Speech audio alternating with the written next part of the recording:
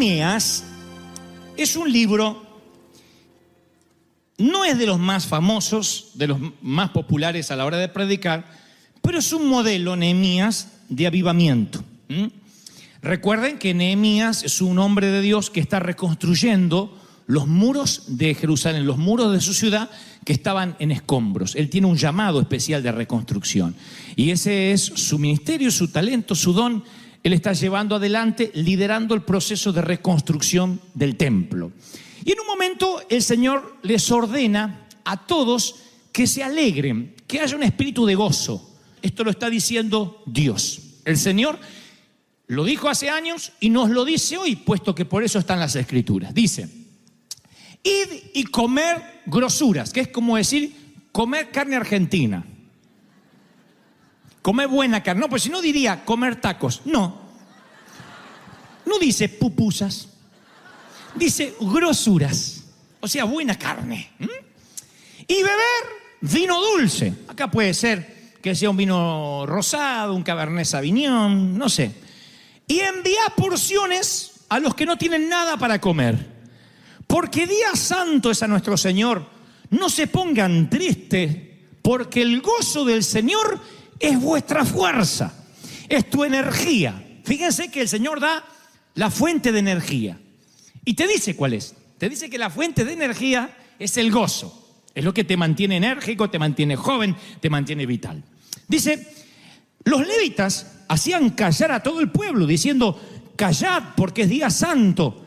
Y el Señor decía, no, alégrense. Y todo el pueblo se fue a comer y a beber y a obsequiar porciones, repartiendo comida. Y a gozar de grande alegría, porque habían entendido la palabra que les habían enseñado. Yo leía esto ayer y decía, Señor, ¿qué es lo que me quieres decir? Aparte de la carne argentina que Dios siempre nos habla, ¿no? Y el Señor me decía, nota las órdenes que yo di a mi pueblo. Una de ellas es comed, bebed, alegraos, dale al que no tiene de comer.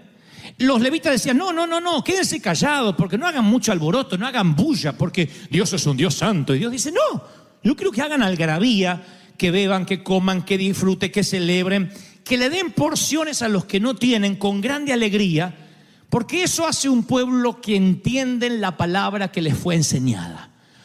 Luego, la Biblia narra que había otro gozo en el pueblo, y era el pueblo que celebraba alrededor del becerro de oro. Y el Señor dice, hay que conocer, hay que tener discernimiento para saber la diferencia entre el verdadero gozo y el regocijo carnal, porque Moisés desciende del monte de estar con el Señor y dice que veía un pueblo que gritaba, había alaridos fuertes, no era voz de alarido de débiles, dice la palabra en Éxodo 32:18, sino voz de cantar oigo yo. Y Moisés dice, estarán celebrando al Señor, y cuando baja de la montaña, él ve el grito de la idolatría, ve un mover que no es genuino, y la palabra dice que hay una diferencia entre el mover carnal, cuando uno está en derredor de un becerro de oro, y el mover del espíritu, cuando uno dice, no, yo entendí la palabra. Y tú dices, entonces, ¿cómo sé si mi alegría es genuina o mi alegría puede ser carnal, natural? Y este es el secreto. Yo quiero hablarles durante poquitos instantes lo que yo considero la felicidad de no tener nada.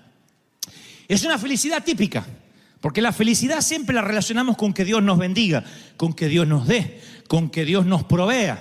Pero hay una felicidad que uno obtiene no teniendo nada. Cuando pasas por la materia, por la estación de la vida, de alegrarte, de tener felicidad cuando no tienes nada, ese es el método para saber si tu felicidad es genuina y proviene de Dios o no. ¿Están siguiendo hasta ahí, sí o no?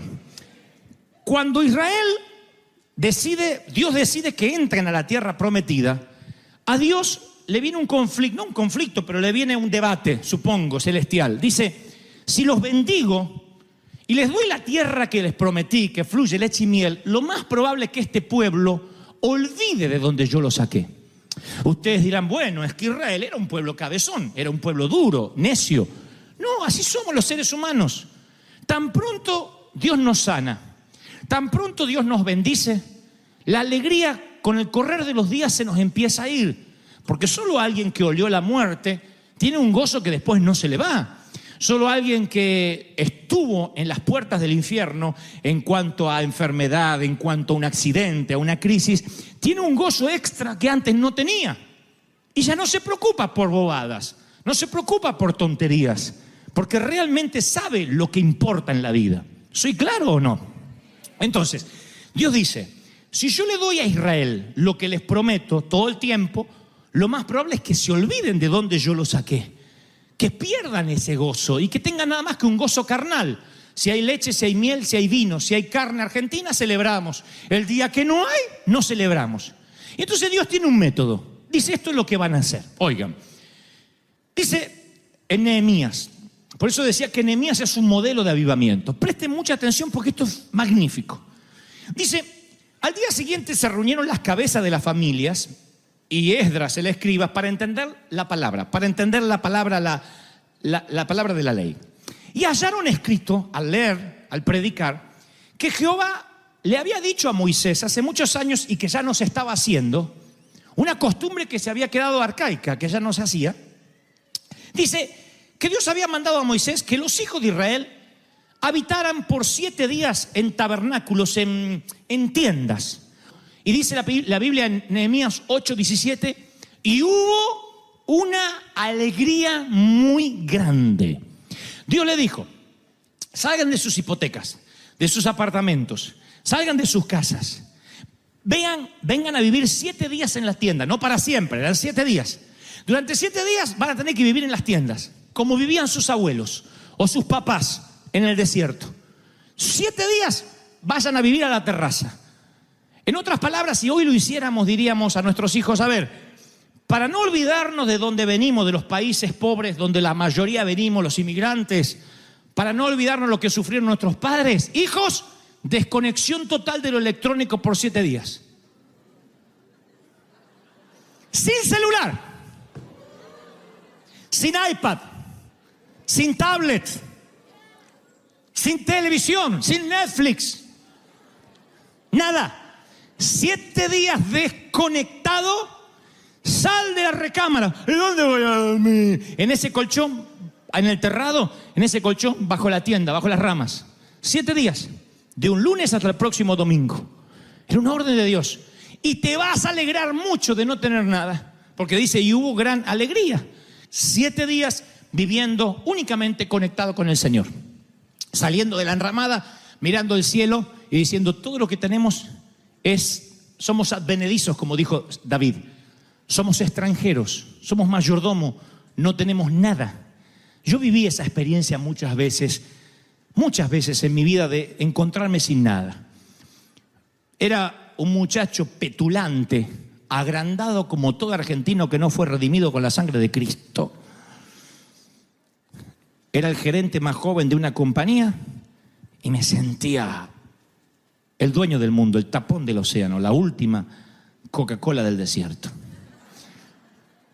Y un día, ¡pac!, me despiden, me acusan injustamente y yo sentí que me quedé bajo una enramada, que no tenía nada, que mi futuro, que todo lo que yo tenía planificado se desmoronó. En muchas ocasiones me sentí así, donde dije, Señor, ¿y ahora qué? Y siempre pensé que cuando a uno le pasan esas cosas que te arruinan, se te arruina el crédito, que te cierran la cuenta bancaria, que te dicen que tienes que abandonar tu casa, siempre pensé que esas son las pruebas y las luchas, la cual merece que estés triste. ¿Cómo no voy a estar triste si estoy por perder mi casa, decimos? ¿Y cómo que celebre? ¿De dónde voy a tener fuerza para celebrar si me dijeron que tengo cáncer?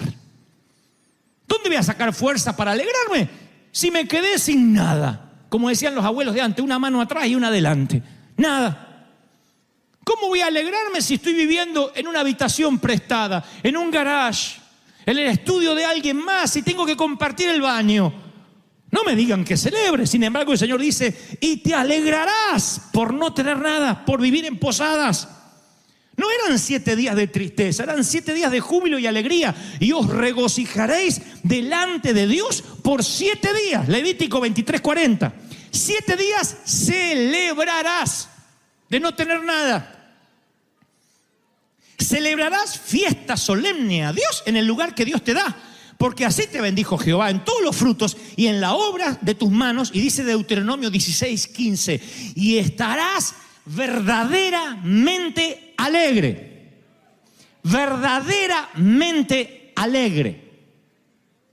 Mi papá, descendiente de alemanes, alemán, él decía que rentar casa es tirar la plata. Puede ser una filosofía de vida, no la voy a discutir acá. Yo creo que si Dios te da dinero para pagar la renta, es tuyo. Un título de propiedad no te hace más o menos rico. Todos queremos tener casa propia, sí.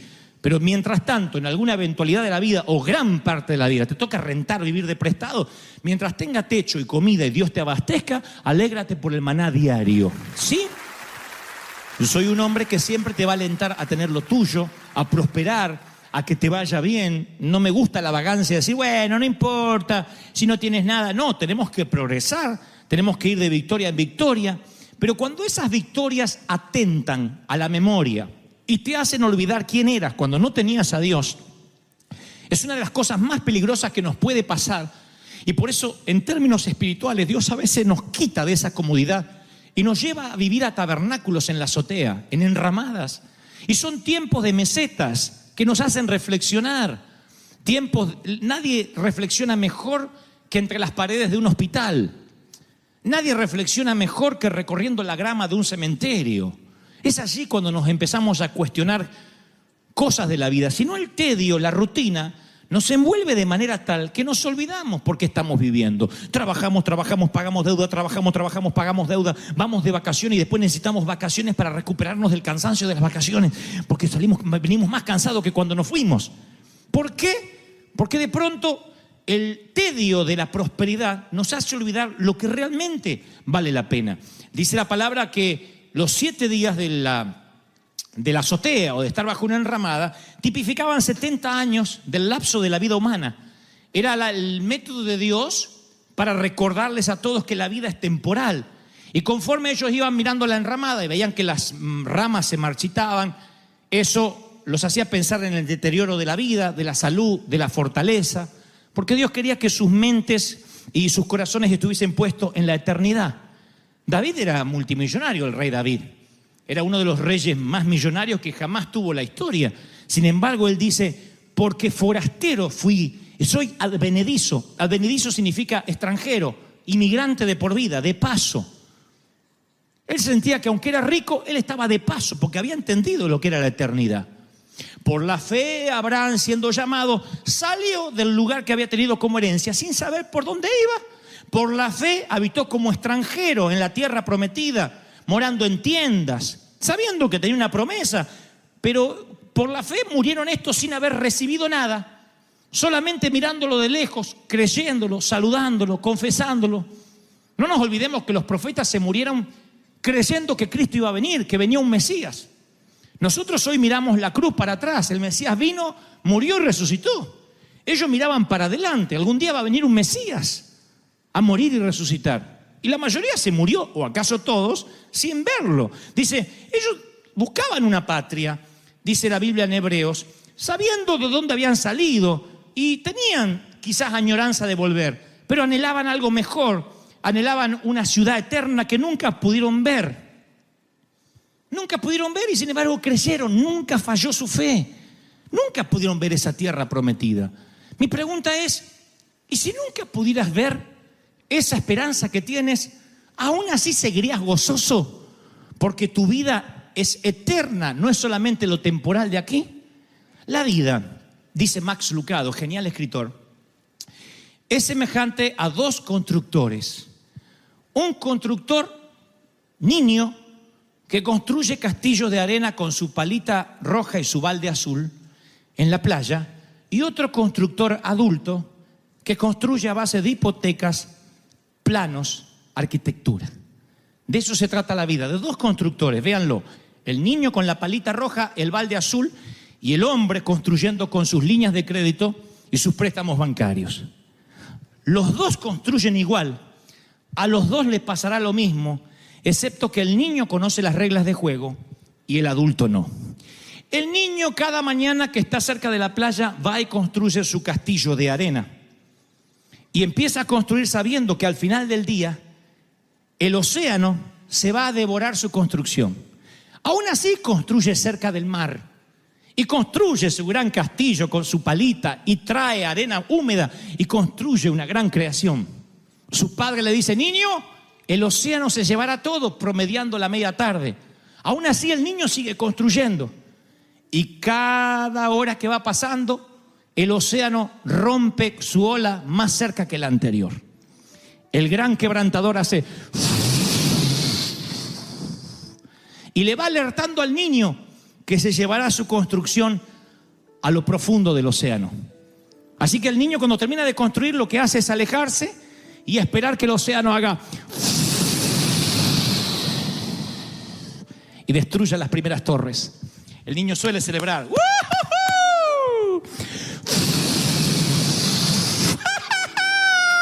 Ahora se lleva la torre más grande.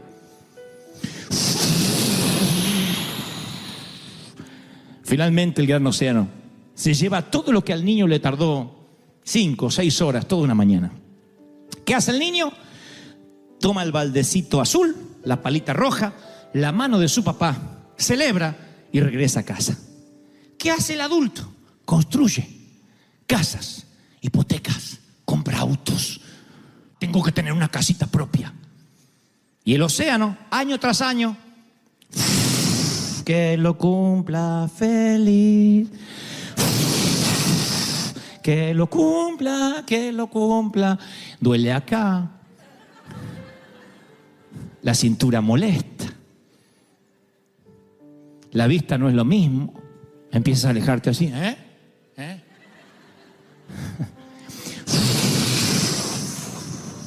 La vejez nunca llega sin avisar. La vejez es digna.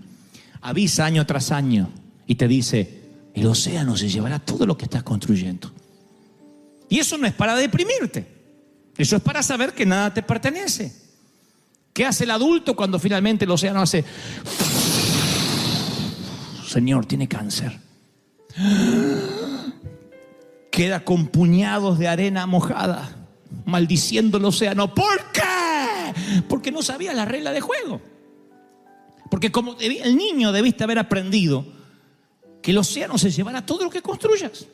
Eso es la vida. ¿Qué es la vida? Como neblina que aparece por la mañana y se disipa por la tarde. Eso es la vida, la hierba que crece y luego desaparece. Esto yo lo hablo en los funerales, porque hay un montón de gente que me mira como diciendo: ¿por qué a mí? ¿Por qué a él? ¿Por qué a nosotros? Habiendo tanta gente, ¿por qué hoy estamos en un funeral? Y yo les explico: nunca nadie te dijo que serías eterno en esta tierra. Desde que naces es un camino hacia la tumba.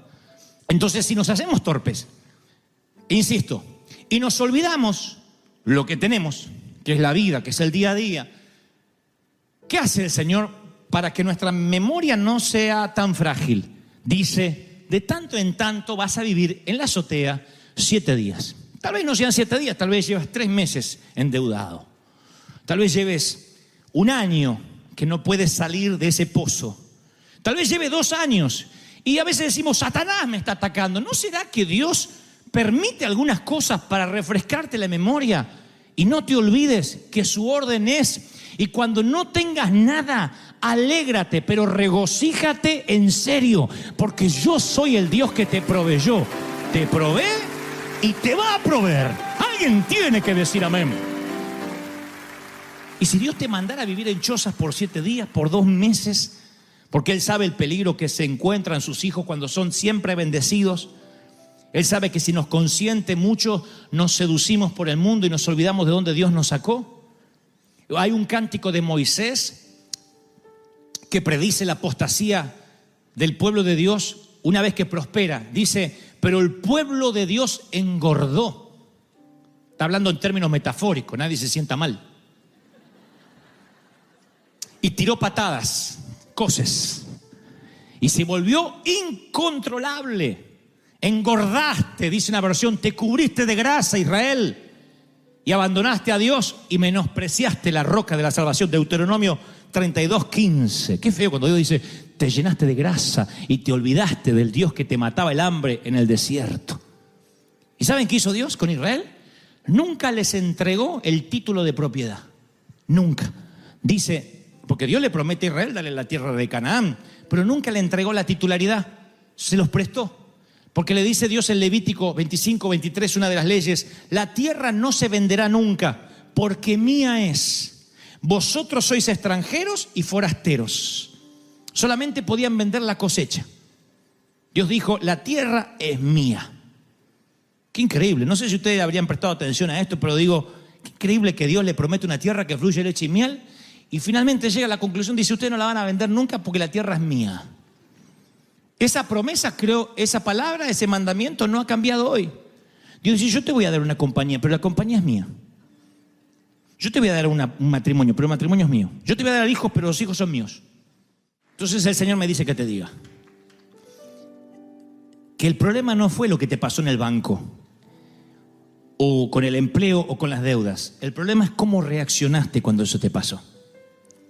Y el Señor me dice que te diga que no le gustó cómo reaccionaste. Porque tomaste los puñados de arena. ¿Por qué? Y Dios dice, ¿qué obligación yo tengo de prosperarte y bendecirte? ¿Qué? ¿Dejas de adorarme? ¿Tu gozo depende de eso? ¿Del castillito de arena? ¿Pensaste que te ibas a llevar algo? A esta edad, dicen algunos, no puedo volver a empezar. ¿Y por qué no? ¿Sabe la edad que tenía Abraham cuando Dios le dijo, deja todo y sígueme por fe donde yo te voy a decir? ¿Cómo le explica eso a la esposa de uno? No sé cuántos están casados, pero ¿cómo uno le explica eso a la mujer? Dios me habló anoche y nos tenemos que ir. ¿A dónde, viejo? Abraham dice, no sé. Dios me dijo que dejemos todo y que nos vayamos, que Él nos va a bendecir. Miren qué grado de fe. Con razón Abraham es un héroe de la fe.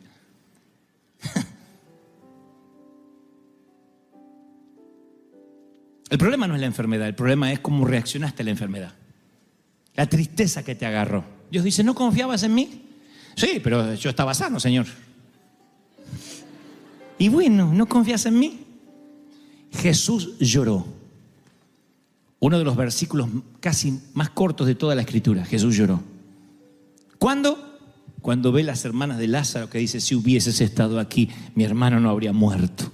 Siempre me pregunté si Jesús lloraba por su amigo, ¿por qué lloraría por alguien que sabe que va a resucitar en los próximos minutos? Yo me alegraría, diría, ¡ja, ja, tranquilo, va a resucitar! Llora porque no puede creer que estas muchachas que convivieron con él, que él les contó de los milagros, ahora están dudando. Ahora están diciendo, si hubiese estado aquí, maldiciendo con los puñados de arena. Jesús lloró. Jesús llora cuando ve tu incredulidad. Dice, sigue confiando en mí. A pesar del diagnóstico, a pesar de la crisis, a pesar de lo que dicen los médicos, confía en mí y agradece, regocíjate con la carta de desalojo. No esperes la carta de reivindicación. Perdón, nos confundimos con usted para salir a celebrar, porque eso es adoración en la orilla incorrecta. El pueblo de Israel celebró al Señor una vez que cruzó el Mar Rojo. Y Dios le dijo a Moisés, no me gustó esa canción. Debieron haber cantado cuando el faraón estaba detrás. Debieron haberme alabado en fe. La alabanza en fe siempre alegra más al Señor que la alabanza una vez que te bendijo. Entonces yo creo que el Señor, mal valga el ejemplo, digo, cuando Él ve que te alegras igual, cuando dice yo me voy a contentar igual, no tengo, pero me voy a alegrar con lo que Dios me dio. Bueno, no puedo cambiarme la ropa todos los días. Bueno, no puedo comer lo que quisiera comer, pero vamos a alegrarnos igual. No hay regalo para los chicos en esta Navidad, pero aunque sea, vamos a poner, no sé, una galletita, algo chiquitito, simbólico, y los niños se alegran igual. En vez de decir, y mi iPad, en vez de decir eso, si tu hijo se empieza a comportar miserablemente así, y te dice, papá, ya salió el nuevo iPhone y no lo tengo, tienes urgentemente